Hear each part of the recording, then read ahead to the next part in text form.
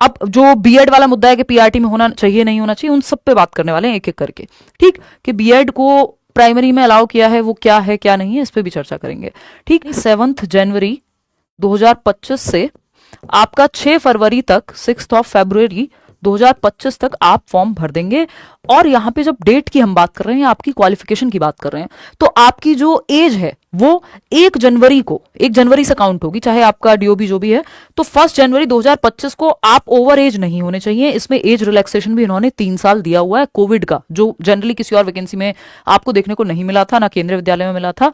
तो वो एक अच्छी चीज है कि जिनकी एज निकल रही है उनके लिए भी ये काफी सही ऑप्शन है, ठीक। और 1 जनवरी 2025 को आपकी एज जो है वो एक्सीड नहीं करनी चाहिए। तो आपको अपनी एज जो काउंट करनी है वो 1 जनवरी 2025 तक देख करके चलनी है कि आपकी कितनी थी, जितनी फॉर्म में चाहिए उतनी थी कि नहीं थी। दूसरी बात, 6 फरवरी 2025 को, यानी जब लास्ट डेट है फॉर्म भरने की, आपकी सारी क्वालिफिकेशंस कंप्लीट होनी चाहिए। इसका मतलब ये नहीं है कि अभी आपने सीटेट दिया हुआ है, रिजल्ट नहीं आया, जो कि रिजल्ट तो आ ही जाएगा सीटेट का, जिन लोगों का सीटेट के रिजल्ट की बात है।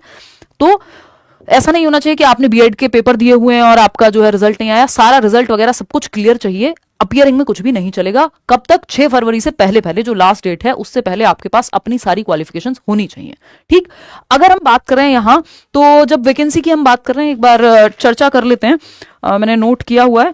अगर प्रोसेस की मैं बात करूं, जैसे 700 प्लस वैकेंसीज हैं आपकी पीआरटी यानी primary teacher 1st to 5th वाला, टीजीटी 6th to 10th और पीजीटी 11th 12th के जो टीचर्स होते हैं, ठीक।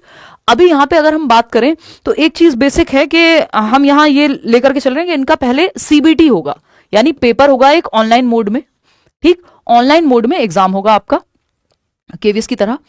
फिर अगर हम बात करते हैं, ये 100 नंबर का पेपर है सभी के लिए, अलग अलग सब्जेक्ट का आपका। जैसे अगर पीआरटी में जा रहे हैं तो पेडागोजी आ गई 50 नंबर की, बाकी में जो है सब्जेक्ट पूछ लिया, फिर आपका 10 नंबर का है, 10 नंबर की रीजनिंग, 15 नंबर का मैथ्स, इस तरह से करके टोटल 100 नंबर है। 3-4 सब्जेक्ट अभी दिखाऊंगी मैं, ठीक। तो पहले तो आपको पेपर देना है, क्लियर बात है। अगर ये मल्टीपल शिफ्ट में होता है तो नॉर्मलाइजेशन लागू होगा, ये उन्होंने साफ साफ कहा हुआ है। नेगेटिव मार्किंग है इसमें कितनी, 1/3 की।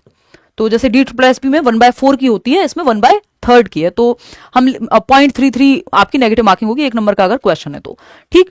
अगर हम बात कर रहे हैं यहाँ पे, इसके बाद क्या होगा, इसके बाद आपका एक स्किल टेस्ट टाइप है, या जिसको आप इंटरव्यू कह सकते हो अगर आम भाषा में मैं कहूं तो इंटरव्यू। और जिस लेवल के लिए हो रहा है उस लेवल के क्वेश्चन, जैसे पीआरटी है तो फिर उसमें उस तरह की डेमो टीचिंग और ये सब मिलेगा। और वही पीआरटी के लेवल पे अगर हम कहें, जैसे केवीएस में होता है 85 और 15 का रेशो है कि 85% वेटेज आपकी रिटर्न एग्जाम की रहेगी, या मैं कहूं ऑनलाइन मोड में जो पेपर लिया जाएगा उसकी, और 15% जो आपका interview, performance test, skill test, अलग अलग लेवल के लिए अलग अलग नाम उसको दिए हुए हैं, ठीक। अब बात आती है कि जो इतने सारे जोन्स हैं, जो फॉर्म में इतने सारे जोन दिए गए हैं कि यहां कहां कहां फिल करें, इन्होंने क्लियरली कहा हुआ है कि जहां आपको लगता है कि और नौकरी आपको उसी जोन में मिलेगी, फिर ये एकदम मतलब ये मैं अपनी समझ से बता रही हूं बिल्कुल, क्योंकि वो लिखा नहीं है, बट उन्होंने सिंपल एक तो ये कहा है कि आप हर जोन में नहीं अप्लाई कर सकते, अपनी पसंद की मल्टीपल फॉर्म्स बेसिकली नहीं भरने हैं। तो आप मान लीजिए मद्रास में कर रहे हैं, या आपकी सब्जेक्ट के हिसाब से, एलिजिबिलिटी के हिसाब से आपके सब्जेक्ट की जो पोस्ट है, अगर वो चंडीगढ़ में नहीं है कहीं और है, तो आप वहां भरिए और वहां जाने के लिए तैयार भी रहिए। पेपर कहीं भी हो सकता है देश भर में, ठीक। तो अगर हम देखें यहाँ पे तो इस चीज का ध्यान रखना है, ठीक। और क्वालिफिकेशन का मैंने आपको बता दिया, मुख्य बातें पहले मैं बताते हुए चल रही हूँ, फिर हाईलाइट किया हुआ मैं आपको वो दिखाऊंगी कि क्या क्या उन्होंने और कहा है। अच्छा, इसमें मोबाइल नंबर अपना और जो आपका ईमेल आईडी है ये बाद में चेंज नहीं होंगे, करेक्शन की डेट्स हैं, बट मोबाइल नंबर और ईमेल आईडी वाला जो ये कॉलम है ये चेंज नहीं होगा। और करेक्शन के भी 250 रुपए मांग रहे हैं, तो बहुत ध्यान से फॉर्म को भरिएगा, है ना।